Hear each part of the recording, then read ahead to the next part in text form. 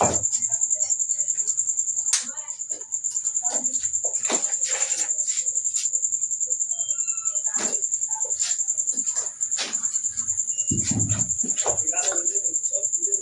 देखिए दोस्तों, अब आगे हम पढ़ने वाले हैं पारदर्शी पदार्थ, पारभासी पदार्थ और अपारदर्शी पदार्थ क्या होता है। तो सभी को एक एक करके हम इसका परिभाषा बतलाते हैं।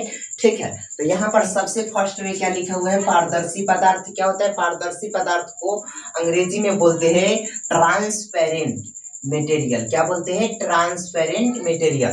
तो लिखा हुआ है क्या, पारदर्शी पदार्थ क्या होता है। तो बतलाएंगे वे पदार्थ जिससे प्रकाश आसानी से इस पार से उस पार जा सकता है, पारदर्शी पदार्थ कहलाता है। पारदर्शी पदार्थ किसको कहेंगे, तो कहेंगे वे पदार्थ जिससे प्रकाश आसानी से इस पार से उस पार जा सकते हैं, उन्हें क्या कहेंगे, उन्हें कहेंगे पारदर्शी पदार्थ। जैसे कहते हैं कांच, कांच मतलब जो शीशा होता है उसमें प्रकाश इस पार से उस पार आसानी से जा सकता है, तो वो क्या कहलाते हैं, पारदर्शी पदार्थ। इसी तरह कहते हैं पानी, पानी से भी प्रकाश क्या हो सकते हैं, आसानी से इस पार से उस पार जा सकते हैं, तो वो भी कहलाएंगे पारदर्शी पदार्थ।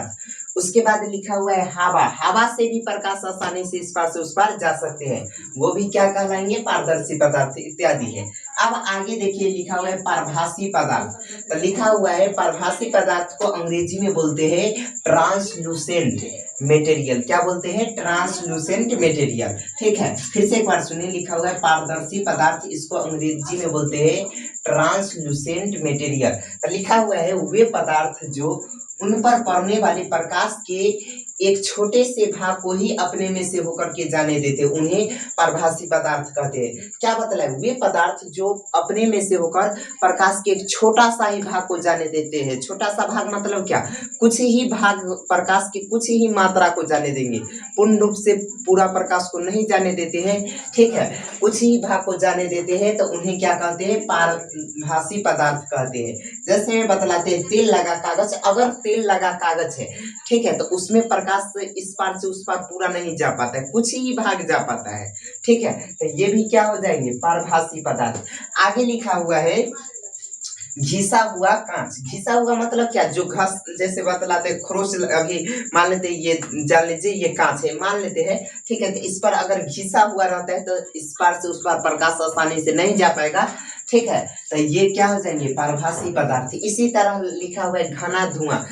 देखते होंगे जब घना धुआं रहता है तो उसको भी प्रकाश पूरा पार नहीं कर पाते, कुछ ही मात्रा जा पाता है। ठीक है, तो ये भी क्या होंगे, पारभासी पदार्थ। उसके बाद लिखा हुआ है कुहासा। कुहासा में भी प्रकाश पूर्ण रूप से नहीं जा पाता है। बैलून का रबर, बैलून का जो, बैलून यानी आप लोग फुकना बोलते होंगे या जो भी बोलते होंगे, बैलून बोलते हैं, उसका जो रबर होता है उससे भी प्रकाश पूर्ण रूप से नहीं जा पाते हैं, कुछ ही मात्रा जा पाते हैं, तो उन्हें क्या कहेंगे, पारभासी पदार्थ कहते हैं। एक बार फिर से सुन लीजिए, पारभासी पदार्थ किसको कहेंगे।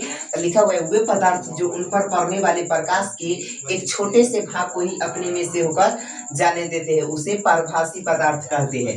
जैसे में तेल लगा कागज, ये सबसे क्वेश्चन ज्यादा पूछा जाता है, तेल लगा हुआ कागज कौन से पदार्थ है। ऑप्शन रहेगा पारदर्शी पदार्थ, अपारदर्शी पदार्थ, पारभासी पदार्थ। तो आप क्या मानिएगा, पारभासी पदार्थ। ठीक है, अब आगे क्वेश्चन ऐसे मान लेते, ऊपर में क्वेश्चन पूछा जाएगा कि बतलाइए पारदर्शी पदार्थ कौन सा है। ऑप्शन रहेगा कांच, उसके बाद घना धुआं, मान लीजिए घना धुआं, उसके बाद लिखा रहेगा तेल लगा कागज, पत्थर। तो आप क्या मानिएगा, इसमें मानिएगा कांच, यानी पारदर्शी पदार्थ ये ना होगा।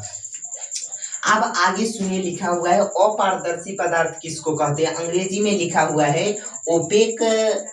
ओपेक, इसमें मटेरियल छूट गया है क्या, अच्छा यहाँ पर आप लोग अपना सही कर लीजिएगा, यहाँ पर ओपेक मटेरियल होगा। ठीक है, तो सुनिए, लिखा हुआ है अपारदर्शी पदार्थ क्या होता है। तो हम कहेंगे वे पदार्थ जो प्रकाश को अपने में से होकर नहीं जाने देते हैं, मतलब वे पदार्थ जो अपने में से होकर प्रकाश के मतलब प्रकाश की